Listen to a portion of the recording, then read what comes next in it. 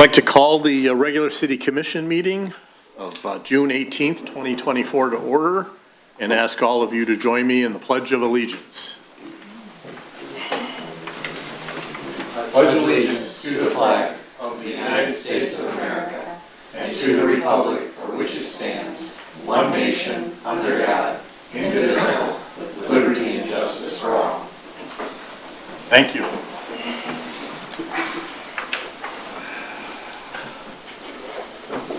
Roll call, Mayor Pro Tem Roselle. Present. Commissioner Alder. Present. Commissioner Steinhardt. Present. Commissioner Olsman is excused. Mayor Paul present.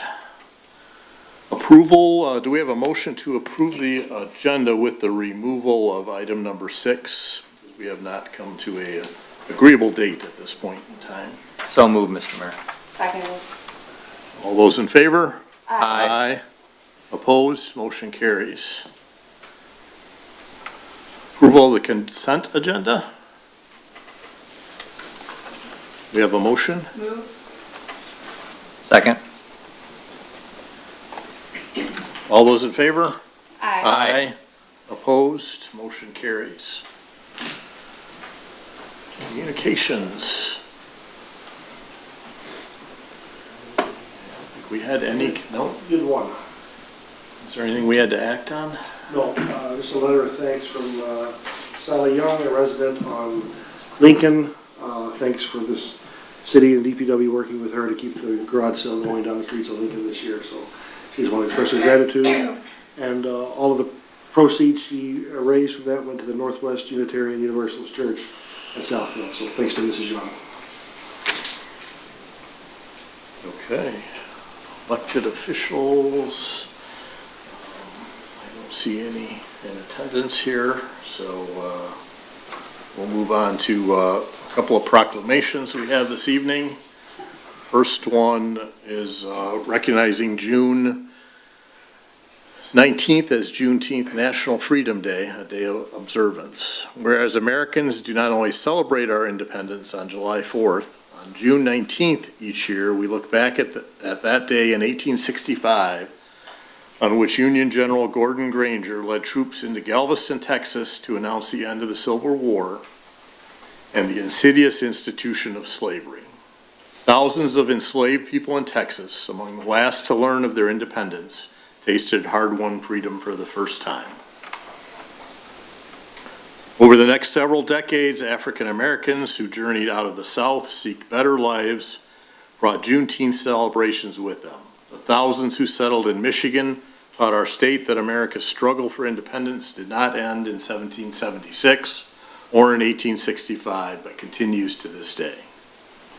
And whereas this Juneteenth, I urge all Huntington Woods residents to reflect on the ongoing cause of freedom for Black Americans, remembering that though General Granger's announcement in 1865 called for absolute equality, that vision was and remains far from complete. In 2021, the City of Huntington Woods recognized Juneteenth as a city holiday, and we raised the Juneteenth flag proudly over City Hall. Let us celebrate how far we have come and take stock of how far we must go. Honor all of those who have lived and died in the pursuit of a more perfect union. Now, therefore, be it resolved, I, Robert Paul, Mayor of the City of Huntington Woods, do hereby proclaim June 19th, 2024 as Juneteenth National Freedom Day, a day of observance. In witness thereof, I hereto set my hand and cause the great seal of Huntington Woods to be affixed this 18th day of June 2024. I don't think I can set the seal of the state of Michigan. Not yet, sir. All right, our second proclamation is recognizing in Huntington Woods June 2024 as LGBTQIA Pride Month. Whereas the City of Huntington Woods cherishes the value and dignity of each person and appreciates the importance of equality and freedom. And where all are welcome in Huntington Woods to live, work, play, and every family in any shape deserves a place to call home where they are safe, happy, and supported by friends and neighbors.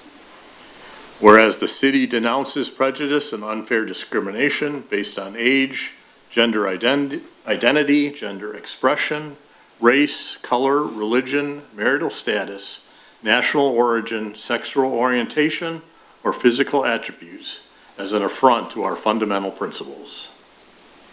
And whereas Pride Month began in June of 1969 on the one-year anniversary of the Stonewall Uprising in New York City, after LGBTQIA+ and allied friends rose up and fought against the constant police harassment and discriminatory laws that have since been declared unconstitutional. Whereas the city appreciates the cultural, civic, and economic contribution of lesbian, gay, bisexual, transgender, queer, intersex, asexual community, which strengthens our social welfare.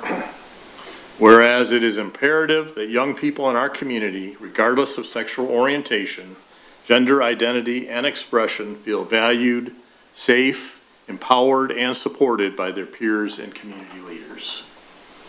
Whereas despite being marginalized, LGBTQIA people continue to celebrate authenticity, acceptance, and love. Now therefore be it resolved that the members of the City Commission declare the month of June 2024 as LGBTQIA Pride Month in the City of Huntington Woods, and urge residents to recognize the contributions made by members of the LGBTQIA community to actively promote the principles of equality, liberty, and justice, proclaimed at the regular City Commission meeting on June 18th, 2024.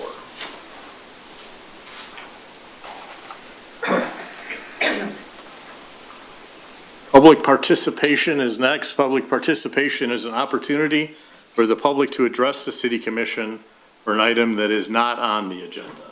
Those wishing to address the Commission should step to the podium, state their name and address for the record. It would also be helpful to give your name and contact information to the clerk if you would like to receive follow-up correspondence. In general, members of the public get one opportunity to speak during this portion of the meeting. There is no coming back to the podium to make follow-up or additional comments. Generally, public comments are not a dialogue. This means that neither the City Commission nor staff will engage in a question and answer session or back and forth discussion with the speaker. However, the mayor may ask the city manager or city staff to answer questions if possible, or to gather more information regarding the subject and continue the discussion with the concerned party outside of the meeting.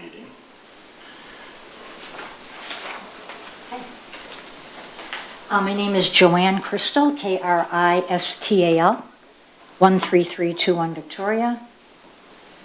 You know the rest, I think. What?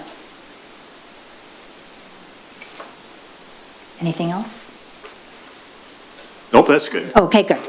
So first of all, thank you for having us here. We are here as a group wanting a ceasefire resolution from the City of Huntington Woods Commission. So as I thought about it, first of all, I've lived here for 45 years, more than that, actually. I'm Jewish. I work for a nonprofit Jewish organization for the last 15 years, and I'm very connected in the Jewish community. So it's important that I let you know that there are many Jewish people that are in a line with my thinking. And as I was thinking about what I was going to say, I thought, you know, maybe you think or believe that we're a bedroom community. This is such a global or, you know, international crisis that, you know, what about the City of Huntington Woods? Why should we adopt a resolution? And then a light bulb went off in my head today, and I thought about Danny Fenster. And I thought about the fact that he was a photojournalist who was arrested and kept for 6 months.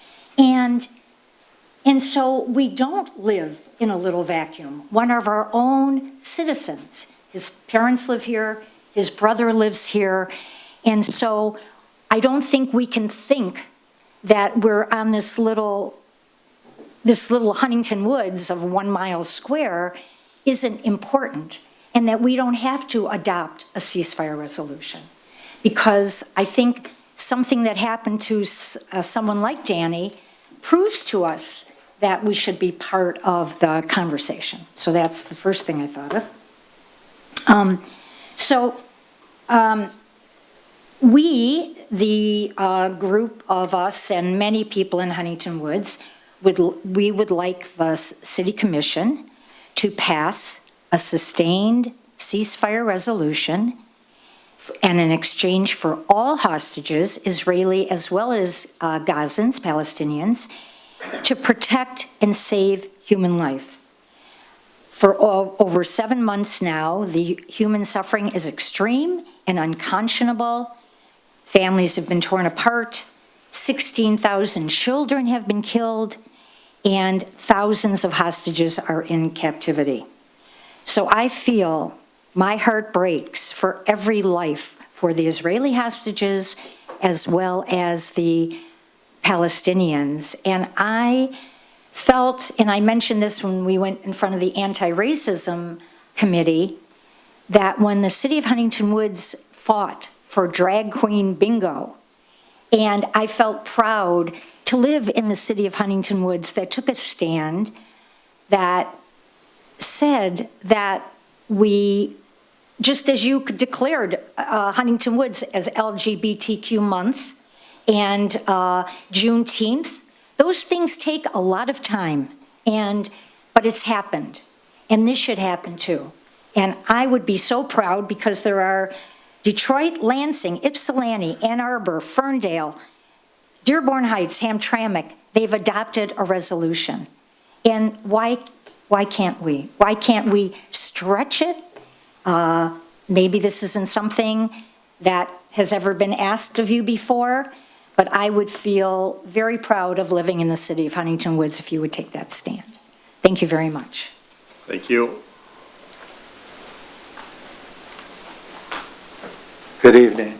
My name is Donald Greenspan, and I live at 26627 Meadowcrest Boulevard, Huntington Woods, obviously. My phone number is 248-417-0675. I agree with everything that Joanne just said. I happen to be Jewish as well, which indicates that the Jewish opinion on this is monolithic. In fact, in most of the demonstrations on college campuses and elsewhere calling for a ceasefire, a significant part of those demonstrations have been participated in by Jewish people. I think it would be a great follow-up to your June 19th proclamation and your LGBTQ proclamation to have this as a ceasefire resolution. I think that would be a great follow-up. The situation in Israel, Gaza is going from bad to worse. The other day, the Israel Defense Forces killed 17 innocent people in the New Syria refugees camp. Prior to that, 270 people were killed. Israel was able to release 4 hostages, but it came at a great cost. They lost 4 of their people, and 270 innocent people were killed. I think the best thing about proclamations like this is it will save lives, but also it will save Israel's self-inflicted worldwide isolation and condemnation. I'm sure you're all aware of the ICJ resolution of January 31st. They said that there was a plausible case for genocide. They indicated they were ordering provisional measures, which Israel has not complied with. Then the International Criminal Court in May of this year applied for arrest warrants from Prime Minister Benjamin Netanyahu and Defense Minister Yoav Gallant, as well as Hamas leaders, and that should be noted as well. And then finally, on May 24th, the ICJ again ordered that Israel halt its offensive in Rafah because it posed an imminent risk to the population of Palestinians. And this has been completely violated. There is a complete siege on Rafah right now. In terms of the military objectives, if you believe, as Israel says, that it's trying to eliminate Hamas, its own officers say that that's not possible, and that hasn't been done. The main thing, however, is the hostages, okay? There were about 200 to 250 taken. The time when over 100 were released was when there was a temporary ceasefire on November 22nd. That was the time. Diplomacy worked. The military situation has not worked. That's why it would be in Israel's best interest to have a ceasefire. The operation that I mentioned a while ago, they rescued 7 hostages. Altogether, they've rescued 14. However, 274 people were killed. You don't know how many were killed beyond that. They're not disclosing that. If you listen to the hostage families, most of them are arguing for a ceasefire is the best way. There's demonstrations in Tel Aviv, huge demonstrations, where the hostage families believe that the only way to get the hostages released is not for continuing this military operation that has lasted 8 months, but that we should have a ceasefire where there could be a mutual release of hostages, where there could be aid into the Gaza residents, where there's the international bodies says there's a famine going on right now. If the board decides not to grant a ceasefire, I believe that you're going to be on the wrong side of history. To date, major cities all across the country, Chicago, St. Louis, Minneapolis, St. Paul, Sacramento, and Seattle have done so. In Michigan, we have Detroit, we have Ann Arbor, we have Lansing, and Traverse City. So I would urge you to be on the right side of history. I think you're on the right side of history. Your 2 proclamations where you're advocating, where you're putting yourself on record as being in favor of Juneteenth, and also in terms of LGBTQ, I think that shows that you have compassion for progressive ideas and goals. And this would go a long way to that end as well, and you would be on the right side of history. And I would urge you to do so. Thank you very much. Thank you.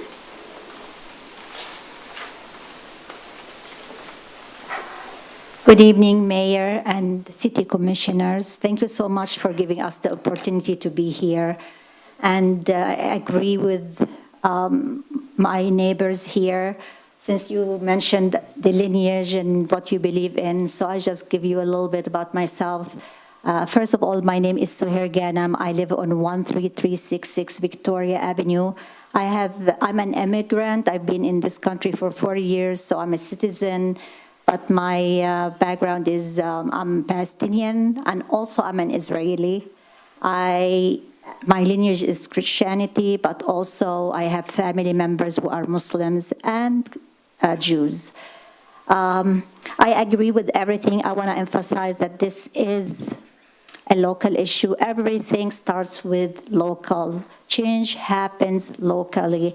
And I want to emphasize too that what we're asking for is a humanitarian call. It is good for everyone, Israelis and Palestinians. According to United Nations report, there is an estimate of over 50,000 children in Gaza right now that are experiencing acute malnutrition, which means that what these children need is not food. They need immediate medical intervention. To give you a glimpse, a story of the horrific conditions on the ground of trying to deliver a trickle of aid into North Gaza, a story of a UNICEF truck full of food. UNICEF, the UN Relief Agency, spent many days processing paperwork and running through all checks needed until finally they received the okay to go to North Gaza with a small crew of UN aid workers. On June 12, just a few days ago, as described by James Elder, the UNICEF spokesperson who accompanied the truck, they spent 13 hours that included 8 hours of waiting at checkpoints to finally reach North Gaza, which is less than 25 miles drive. At the end, this UN truck, after going through this intense trouble, was not allowed to deliver the aid and was turned back. How heartless can humans be? How can we watch a silent massacre, starving a population, take place and say nothing and say that this is not our problem? This UNICEF spokesperson could not bear the sight of turning their backs on the children in North Gaza. He could not bear the sight of watching men taking the risk in fishing on the Gaza seashore when they all got shot in their backs. The UN medical crew were not allowed to provide the medical aid and care to these people trying to feed their families, only bear witness to 2 of them dying in front of their eyes. How heartless can we be when we think that this has nothing to do with us? Who are we as individuals? What does it say about this community? In 20 or 30 years, our children or grandchildren will revisit this moment and wonder how humans can see and turn their backs because this is not a local matter. It is someone else's responsibility or a foreign policy matter. Thank you so much. Thank you.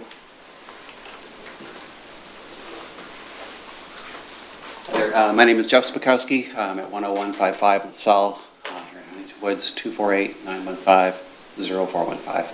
I won't be as eloquent as everyone else because I didn't bring prepared notes, but it's interesting to reflect on the commission, 2 proclamations tonight. One is essentially backward-facing, for the Juneteenth. LGBT is a little more current, but essentially it's backward-facing. The commission has an opportunity tonight to consider being in the moment and striving to once again have a proclamation that looks towards minorities who are being oppressed. We're not asking you to solve Israel-Gaza long-term, 1948 or before, but just have a stop to the bombings, the malnutrition, the genocide. So speak up for what's happening now, too. Thank you. Thank you for having us speak tonight. My name is Sharon. I live at 26627 Meadowcrest Boulevard. And my phone number, do you need the phone number? Or no? Okay. Can you give your last name, please? Greenspan. Thank you. Okay. And I'm originally from Belfast, Northern Ireland. I grew up in a civil war, so I know what it's like. And I agree with everything everyone said, and I'm not going to repeat it. However, it takes courage to stand up and say something when you feel that something's wrong. And I really do feel that killing begats more killing. And I have family in Israel. I'm Jewish, and which proves that there are Jews all over the world, because I'm from Northern Ireland. And that Judaism is a religion, okay? I just feel that my heart goes out to the people in Gaza, and I feel they can't escape. They're in a prison there, and they're being bombed by huge bombs that are supplied primarily by the United States, and I'm horrified by the whole situation, and it really hurts my heart, and I say not in my name. Thank you.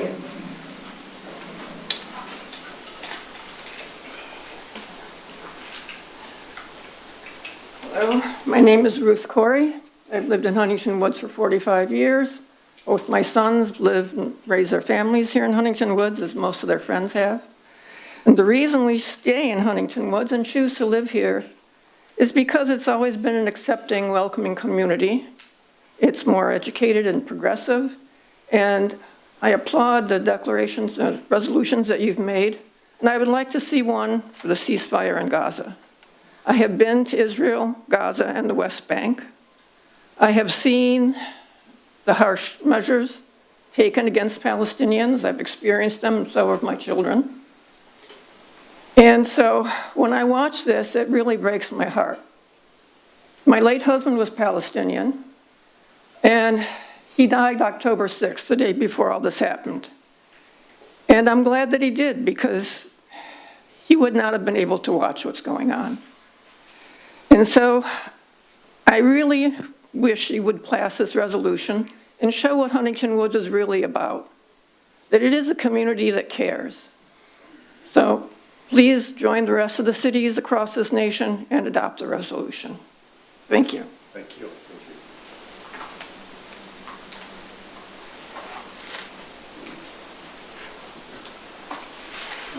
My name is Harold Stack from 13108 Talbot Avenue. I certainly am impressed with what I've heard, but I'm talking about a different issue. I think that as citizens of Huntington Woods, we should also expect that our comments made in this meetings should be reflected accurately. They have not been, certainly in my case, and I know of others as well. So to describe my participation as saying that I noted concern with the city's master plan is really quite a distortion, which is a consistent pattern in the minutes that you guys approve. And I assume you read them, but some evidence you don't. But the point is, one, the minutes should report that I reported that there is no evidence that the City Commission follows the recommendation of its consultant to systematically and periodically review implementation of the master plan. And two, that following your proclamation of support for the Ukrainian people 2 years ago and flying the flag, Ukrainian flag, demonstrating, proclaiming our support for the citizens of Ukraine, you've done absolutely nothing to support the people of Ukraine. So proclamations are pretty cheap here. They don't really mean too much, but God bless you, and I hope they do it. I checked the minutes of the last meeting, by the way. Any other public comment? Yes. Taha Harbor, 13103 Elgin. I too am a citizen of the city. I've been here since 1999. I love the fact that the city is always the progressive city on the and I don't see anyone here that is pro killing of children. I don't think anybody here is pro killing 30,000 citizens, and mostly children and women and elderly. I mean, this is a given. We're not asking for a far-fetched, out of this world, out of this realm, controversial, if you will, proposition. We're just asking that we pass a resolution calling for a ceasefire. We're anti-killing of all civilians. Other cities in the area have done that. We are a progressive city. We could do that as well. And I second all the sentiments that my fellow citizens have brought forward. So, and I do urge the city, the commission to act accordingly. I thank you. Thank you. Okay. Any other? With that, I'm going to close public participation. I am going to make one comment here, which once again is not my normal for public participation, but and we will take these thoughts under consideration, and I welcome the commission to reach out to the city manager or myself with any path we would like to pursue. But I will say that I don't believe the local government should get involved in making proclamations telling the federal government how to run foreign policy. There are a lot of issues. Excuse me. Public participation is closed at this time. You opened it. Okay, as I was saying, local government shouldn't be in the practice of telling the federal government how to run foreign policy. There's a lot of issues that we don't understand, we don't have the details to. What I do think we should do as a local government is help our citizens to have their voices heard. I think that's very important. And which is one of the reasons why Commissioner Elder has worked very hard with Representative Stevens' office, and we've set up a roundtable for some of the people that are very passionate about this subject to get together with representatives from her office and to have this discussion further. And that's at the level, our U.S. rep, our U.S. senators, that's at the level where we need to take this discussion. So we are working to help people in that way, as you are aware, and we will continue to do that. So with that, I'm going to move on to the regular items of business. First item is a matter of consideration of approval of the current list of banks, brokers, and dealers for the city deposits as required by the City of Huntington Woods investment policy. We have a motion to approve. Mr. Mayor, I'll move that we authorize the list of brokers and dealers as presented by the city's treasurer. I'll second that. Is there any public comment? Any questions or comments from the commission?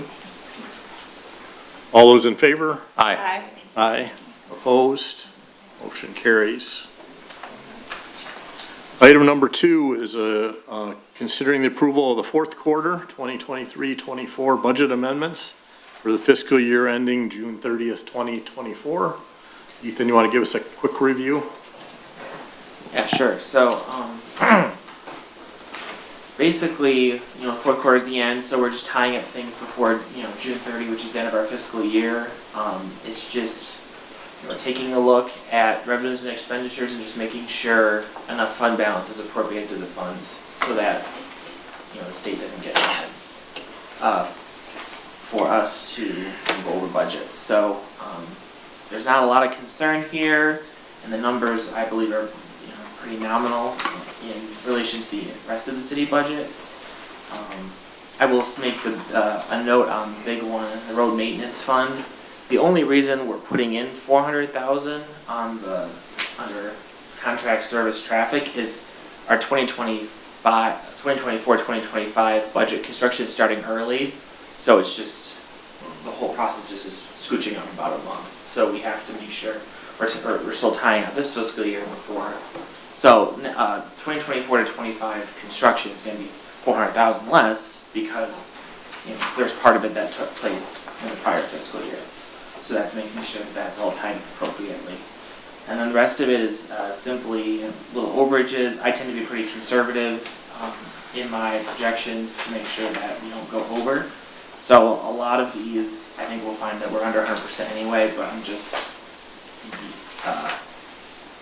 11th hour bills come in and throw us off. So I'm just allowing for that in these projections. Do we have a motion to approve? Mr. Mayor, I motion to approve. Second. Any public comment? Comments or questions from the commission? All those in favor? Aye. Aye. Opposed? Motion carries. Item number 3 is approval and authorization of the city manager to execute Oakland County Local Government Critical Infrastructure Planning Grant application. This is in regards to a state Eagle mandate regarding sewer tap cards. We have a motion to approve. Yep. Quicker, this was for the water tab, that's misstated in the agenda, on the resolution, or on the memo. Just to remind the commission, the state's been mandating now for a while that the cities to evaluate, identify and replace all lead service lines. The city of Huntington Woods has done. They've completed that program, so all known service lines have been replaced. The second phase of this project was to evaluate all the city's records. The municipality's been working with the state on this process for a while. So the state has put together a program by which municipalities are required to go back. Even though we have, the construction records that show what was done in these houses, they want verification of the ground. So there's a process by which we can open up the ground and examine the condition of the line, material on the line. It's done through a hydro excavation. They've got this technique down pretty well now. You only dig a hole about this big, straight down, look at the line, make sure our records say copper, that's copper, verify that, move on to the next one. So for a city of our size, we're required to do 330 of these. That's going to be the city's requirement. This grant goes strictly for the engineering contract administration of this program. So the county had money available through ARPA. They're making it available to municipalities. So this is what we're getting this $100,000 through the county's ARPA fund grant. This will go to our engineering and contract administration on this. We've got a couple different options for actually performing the work. SACWA is doing a program. We could bid this out. Our own Oak Park has a program we've been monitoring as well. But that's what this program is going to intend to do. I anticipate the city will be in full compliance, but it's a good program the state's running. So we're going to try to put together a random sample. We're also going to need cooperation from residents. So if you get asked, please allow us on your property. It's very minimal. It's serving a good cause just to verify the condition of all the service lines throughout the city. So, but yeah, if we could get approval for this $100,000, that'll help offset the cost of the planning and engineering on this. Thank you. Mr. Mayor, I'm happy to make a motion, but then I have a question. Okay. Before we have okay, I thought that was your motion. Sorry. All right, no, I was just going to move that we support the Oakland County ARPA grant for that, I guess we'll call it the water project, for $100,000. I'll second that. I also have a question, but. How about public comment first? Any comments? Right. Now the commission has a chance. Right, thank you, Mr. Mayor. So we have no lead lines left. Correct. We have no known lead lines that we've either observed or through our records. There are none available. Right. None in the ground. Yes. So we went through that expense, and is this it now? I mean, once we do this random audit, are we done with this? And what portion is going to be charged off to the city residents under the water and sewer that's not covered by this grant? Well, sizable. And most of the project's not going to be covered by this grant because the construction is not covered by this. This is a mandate from the state of Michigan, and I know there's all kinds of talks about unfunded mandates that never get passed down to right. us. Yeah. But yeah, never mind. Good luck winning a Headley lawsuit case these days. Don't right? sue the state, and you end up paying both ends of that defense and That's right. prosecution, and you lose. So it's a bad deal all the way around. But I understand the state's goal here, but the residents will have to pay for the construction costs of this. This is simply, and I'm grateful for Oakland County for doing it, but this is just help us get the engineering and the contract administration done for this process. But the actual 330 homes, what are we looking at that bill being? It's gonna be between $300,000 and $400,000 to do that. You're looking about $1,000 a home, roughly. There's some economies of scale here, but it's a big piece of equipment. It's, like I say, it's relatively minimal, but yeah, you gotta dig down a hole approximately 6 feet to evaluate a section of pipe. So it's roughly about $1,000 a home, depending on, it varies, but we'll know when the contract bids go out, but I would tell you not less than $300,000 to do the whole. I mean, it's very frustrating too, Mr. Mayor, because I recognize if cities didn't keep records of copper and lead lines and there was nothing to refer back to, then I can understand the mandate. But if our records go back that far and indicate their copper lines, to force us to do this is really ridiculous, frankly. But, if it's a mandate, our hands are tied, so. I had this conversation with Eagle when they still called themselves DEQ when they were first proposing this program, and their exact comments to me and a couple of my colleagues were, well, we can't just rely on your records. We want to find some way to verify these, but we don't want you to have to open up the ground and look at the line. I said, there's no other way. I can magic, I don't know what else you're thinking we're going to be able to do. So at least we don't have to hand dig them now. The technology has improved, but it's still not cheap and it's still not expensive. And I think our records are good. I think this process is going to bear that out. Communities, Huntington Woods weren't the problem here. And right. We're going to spend our own money to prove that. But that's what the state's requiring. All right. Thank you, Mr. Mayor. Mr. Mayor, so my question is, so I'm clear, it's $1,000 per home. about $330,000, and this ARPA fund covers $100,000 of it, That's gonna be in addition to. in addition to. Yeah. 100,000 is just Okay. engineering. So, the 330 homes that are impacted, where this Commissioner Roselle was going, who is covering that ultimately?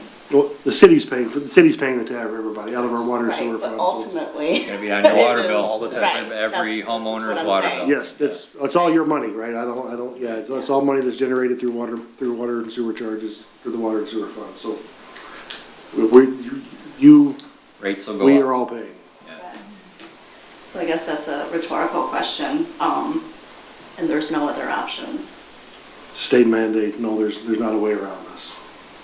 So my next question is on the communication side of it.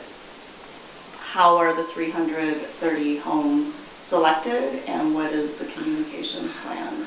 That will be a process, we'll work with the engineers on that, we'll get the best random sample we can, both, in terms of geography, known service line conditions that we have in the records, because you want a different imprint of time, not all the community was developed at the same time, so we'll spread out geographically by data construction and by known material.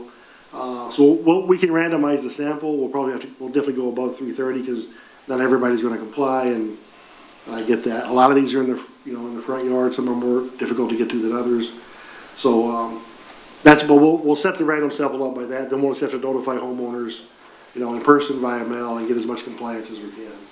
So that's When does for the this need to 100,000. be completed by? I think it's 2026, I think is the final completion date, so we have a while for this. We're not there yet. We got time to implement this, it's gonna take time. No further questions, thank you. So what, the communities that don't have the money to do this, and they don't comply, what is the state gonna do? You have any idea? I have an idea. Didn't we go down this road Can we with, say it? when we replaced all these lines? I mean, we stepped up, paid for it, and then after the fact, the state was finding money to help communities that couldn't afford to do it. So, and not helping us who did the right thing. Yeah, And I do recall that. We're talking about pension plans or water lines? Both. Okay, I'm a little confused, because it seems like I've heard the story before. Yeah. Sorry. I mean,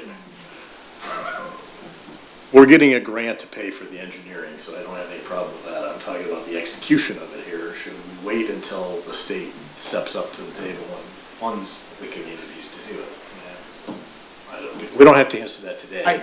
I can't tell you to do that, I'm gonna follow the state regulations. I'm wondering, That's what I'll recommend. Mr. Mayor, I'm just thinking out loud here that, we have a state senator and a state rep, that we should be reaching out to and just, either through correspondence through the mayor or the commission to say that, this is just another unfunded mandate that we're having to push down onto the taxpayers. It's just not right. And, they've got more revenue at the state than they had projected, so perhaps they could allocate some of it, to help offset these other costs. I'd be happy to reach out and make that statement, I think it's a fair statement. All right, thank you. Okay. All those in favor? Aye.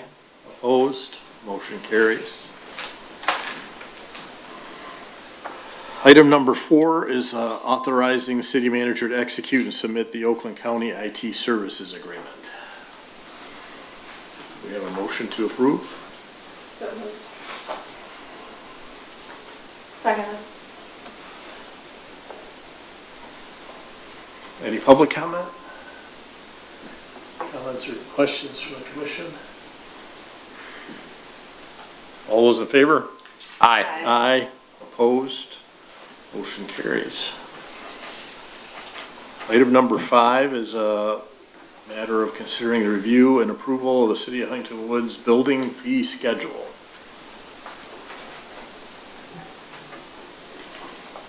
Do we have a motion to approve? I'll motion to approve.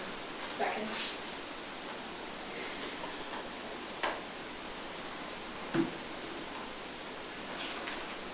Want to add anything, Hank?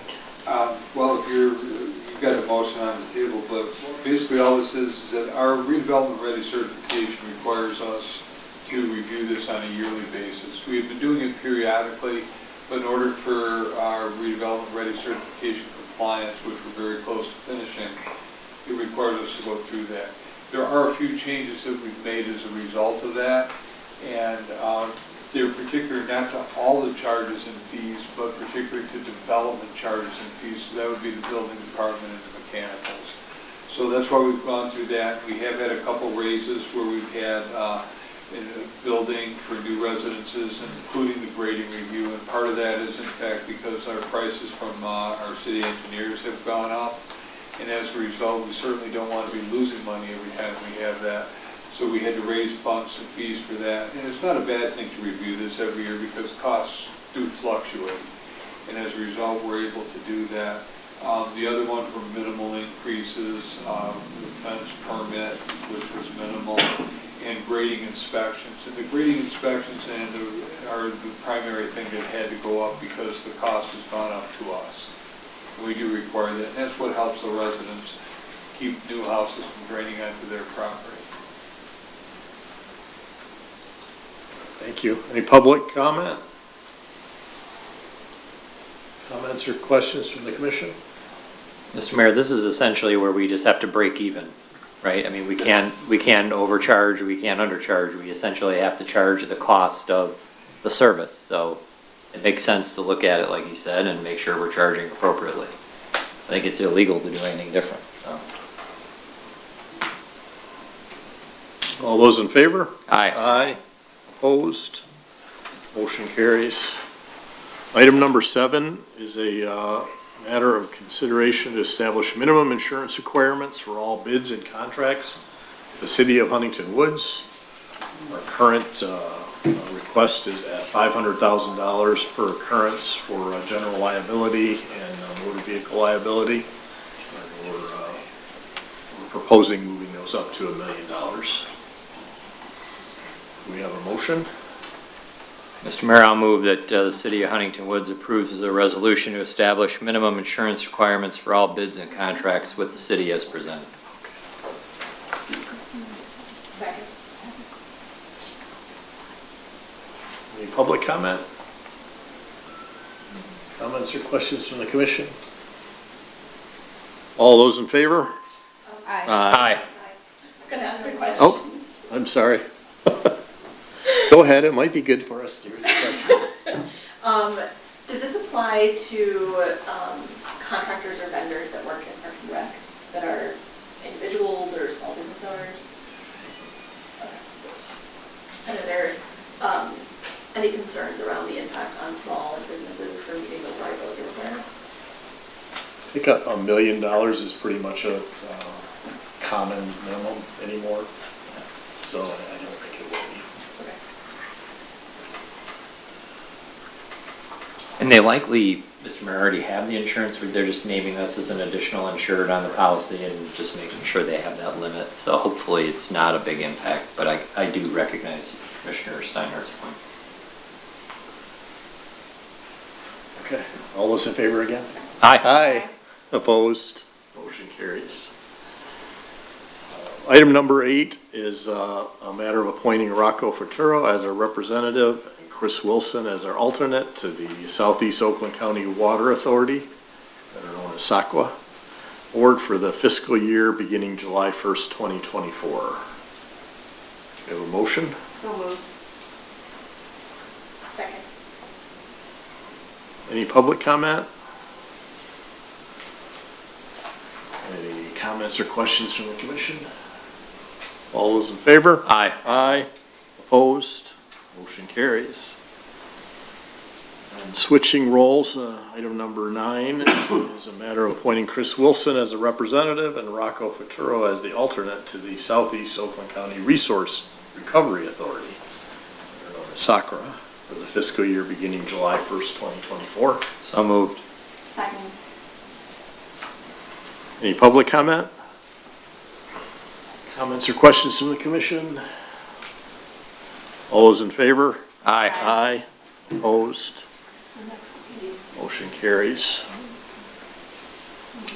Item number 10 is the first reading of An adoption of an ordinance to amend the city code of the city of Huntington Woods, Chapter 8, Businesses, Article 10, Landlords, to provide regulations for the insurance of licenses for rental units, inspections of the same, and provides penalties and violations. We need to say anything more than that? I think if you don't mind, I think the primary change here is that, which is bringing us in compliance with most of our neighboring communities. The landlord registration and inspection process is remaining the same. The licenses are going from a period of 1 year to 2 years, which is pretty standard now throughout most of Oakland County. So, is the fee increasing? The fee's increasing, you're paying the same, but you're just paying it for a 2-year increment. That's correct, yeah. So what it is that, pardon me, Chris. Yeah, no, you go ahead. But the difference with this is the way you have a 2-year process. A lot of times now with the people that are renting properties, 1 year just isn't enough time. By the time we get with the people, schedule the inspections, they're already ready for their second year, they're already coming up.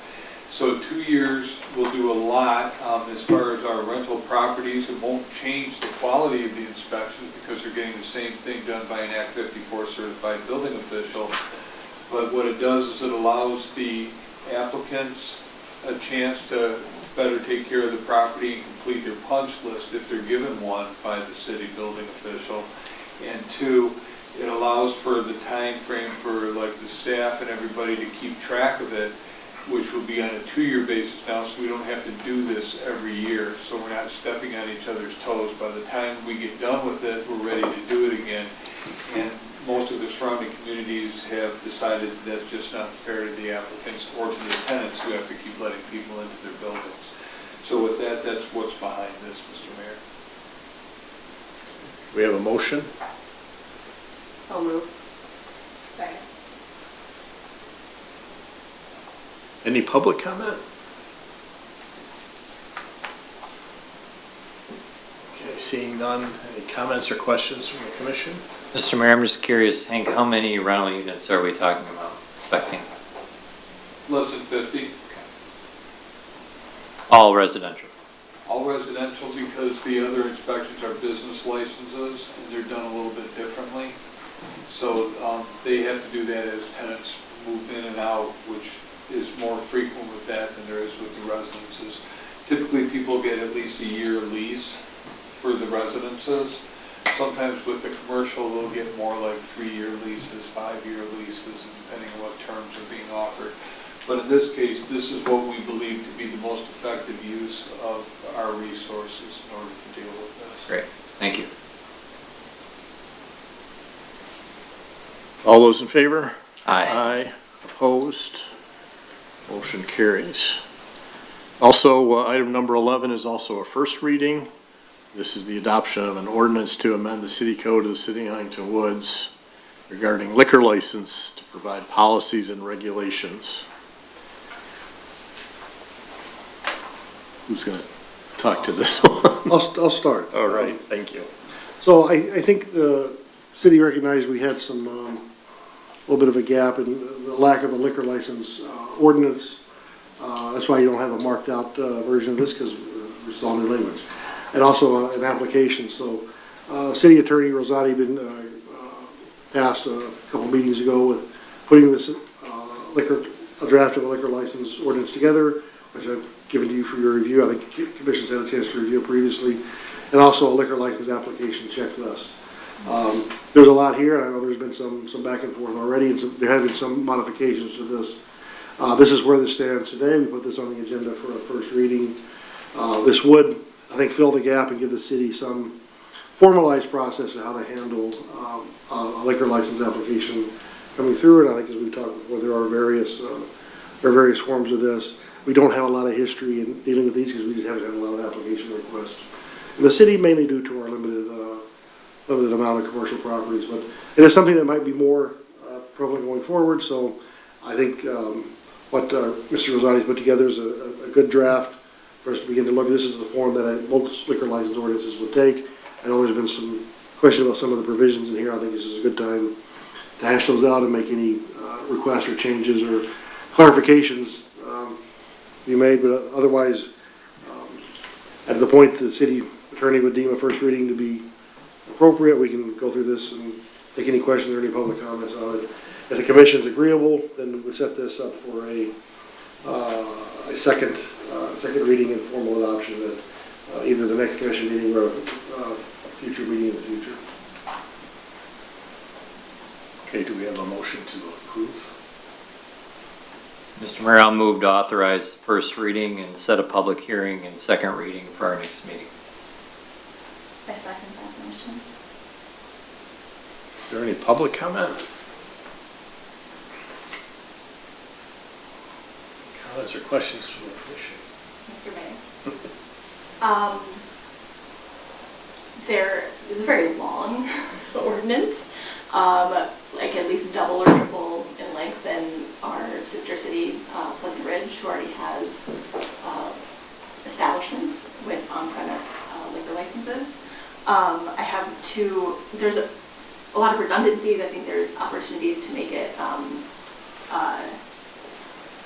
shorter and maybe less intimidating to those that would like to apply for a liquor license. I have issue with the nudity section at the bottom of the ordinance, in which it calls out that a woman's areola and nipple cannot be visible in the establishment. It does not call out men as well. I do not know why a woman's nipple and areola is more offensive than yours, Mayor Paul. And I think if this is an attempt to place restrictions on the types of businesses that open in Huntington Woods, I think that should be outside of this ordinance in a separate conversation. And I cannot support an ordinance that implies that my body as a woman is more offensive than a man's body.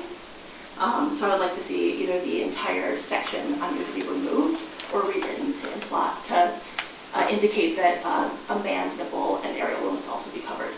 As far as the application goes, my understanding from my first reading of this ordinance is that a past history of alcohol or drug abuse is not a disqualification to getting one of our liquor licenses or opening an establishment. If it is not the case that the state liquor commission's requirements do not disqualify someone if they had a history of alcohol or drug abuse, I do not think that we should as well, nor do I think that anyone should need to go on public record indicating that they have a history of drinking intoxicating alcohol, which I believe all alcohol to be intoxicating, nor to have to indicate that they have gone through treatment, who their doctor was, what they were treated for, what drugs they've abused, and for that to be on public record I think would be really inappropriate if the state law already restricts them from having a liquor license. And if it doesn't, I don't think that Huntington Woods should force that upon an applicant to make that public. Mr. Mayor? On page 5, number 10 talks about a criminal background check, which is required, but it specifically discusses using iChat, which is available for folks within the state, but it only checks criminal background history within the state of Michigan. So if the applicant has a criminal background history outside of the state, it will not get picked up in iChat. So I'm just wondering, we should probably be not limiting ourselves to such a narrow background check, especially when applicants come for liquor licenses from other states. If they have a criminal history, especially related to alcohol, it's not going to get picked up in iChat. So I'd like to see that expanded. Mr. Mayor, I agree with Commissioner Steinhardt's comment about the conciseness. I think that this is a much more improved version than the first draft that we saw, so thank you to the city manager for getting it to this point. We had already also discussed my opposition to the nudity section as well. I don't think it belongs in this ordinance. So other than that, I think all of my fellow commissioners have made good suggestions and observations. Mayor Paul, I would suggest, I think these are good comments. I think we should put these in writing to Mrs. Rosati, ask her to respond either to me or directly to the commission. If it's just for me, I'll obviously copy all the commissioners. I think those are good points, and they need clarifications or answers, and I think Mrs. Rosati, and we've had some discussion on this already. I think she should respond formally and proceed before the second reading. I would ask that commission's approval that I be allowed to do that, and so that the questions that have been brought forth by the members tonight. I think that's a good idea. I think as much time as possible in getting this back to the commission for review prior to the second reading would be helpful. And Mr. Mayor, I've listened to the comments too and taking notes, and I'll certainly relay those to Ms. Rosati. Okay. Are we at a point where we should not adopt the first reading, put the first reading off till the next meeting so we have more time, or do we feel comfortable? Mr. Mayor, I mean, I think years back, we adopted the second reading for that purpose, and so I feel like we have enough time. Close enough. Yeah, I think we're close enough, and so I'm not gonna withdraw my motion. I feel like with these modifications, we should be able to move it forward. Unless the seconder feels, differently.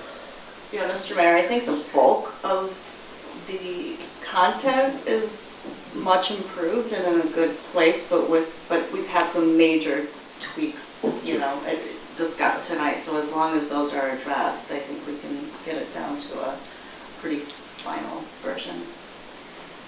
Okay, with that, all those in favor? Aye. Aye. Opposed? Motion carries.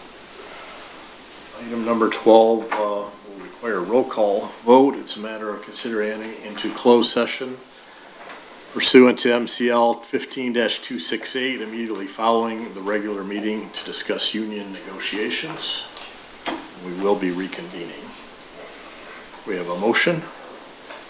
Mr. Mayor, I'll move we move into closed session immediately following the city commission meeting to discuss union negotiations as permitted under state law. Seconded. Any public comment? Okay, commission comments. Mayor Pro Tem Rozell? Aye. Commissioner Alder? Aye. Commissioner Steinhardt? Aye. Mayor Paul, aye. Motion carries. City Manager's report. Thank you. Given the time, the temperature will be very brief. Juneteenth event is tomorrow, 68 at the rec center.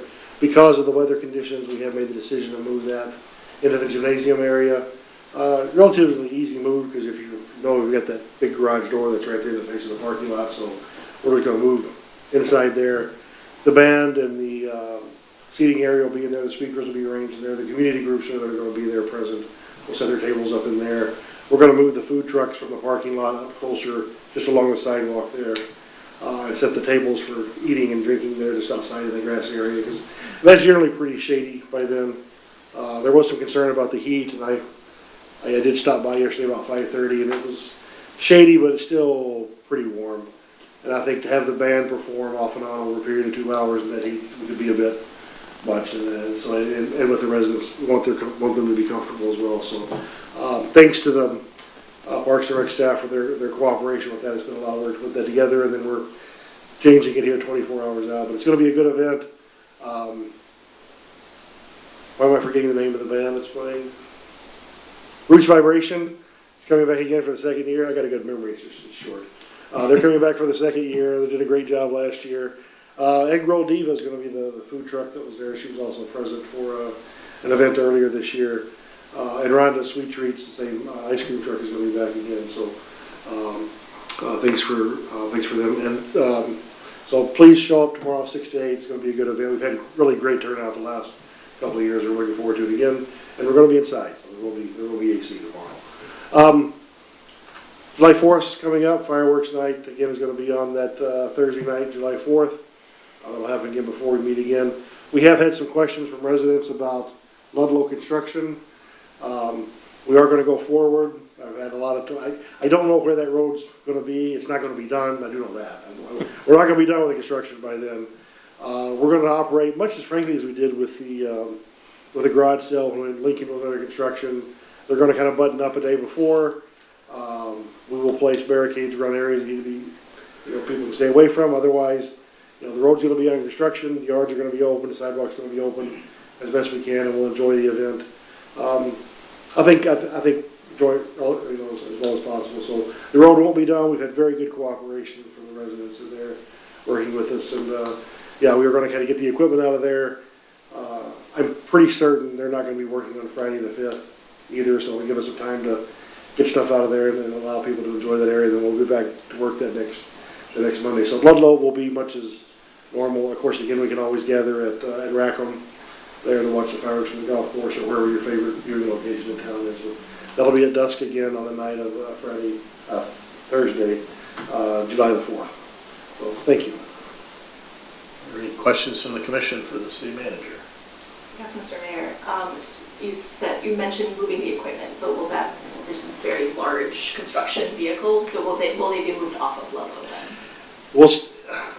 They'll be out of the way of the public viewing, so we might have to stage them somewhere in the right of way, but we'll get them out of the immediate construction area. We'll get them back away from where people would be walking and gathering. So I can't guarantee they're not going to be out of the city, but we'll get them out of the way as best they can. Maybe on the north side of the road, so that we can have the south side open for people to be able to use the street. But they'll get them.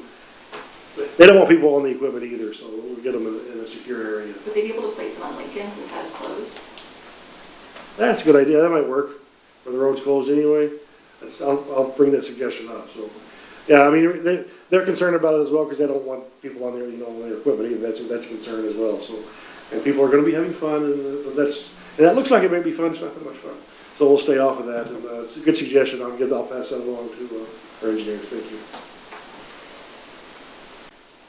Mr. Mayor, do you have an update on the status of forfeiting the contractor's bond on the sewer work? Have they decided to come back out and finish the work, or are we pursuing? I don't have a formal date yet, so at this point, I think they've abandoned the project, and that's a good question. Before we meet again, we'll make sure we just either button that up and either they've come back and we'll just have to forfeit the bond and do the work ourselves. Okay. So, yeah, that was Kingston. I think a couple other areas where we had that final lighting work, and manhole upgrades. They just haven't done that. So. Right. So, yeah, at this point, I think that's where we're at, unfortunately, is to forfeit the bond and just go and take the money from the bond and get that to get the work done. So, Perfect. they've had ample time to finish, they just haven't done it. Great. Thank you. Okay. Commissioner comments, Mayor Pro Tem Roselle? No comments, Mr. Mayor. Thank you. No comments for me, thank you. No comments. Hey, no comments for me. We have, actually, we're going to adjourn, so we don't need a motion. We're going to reconvene, so we're going to go into closed session. So with that, we'll close now and move into closed session in a few minutes. Thank you.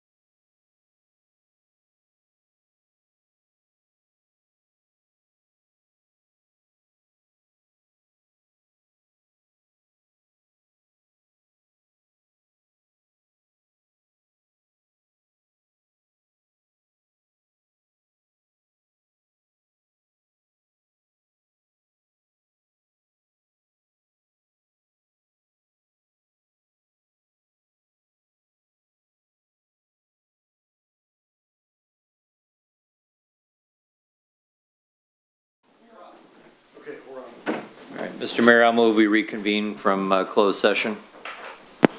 I second. All those in favor? Aye. Opposed?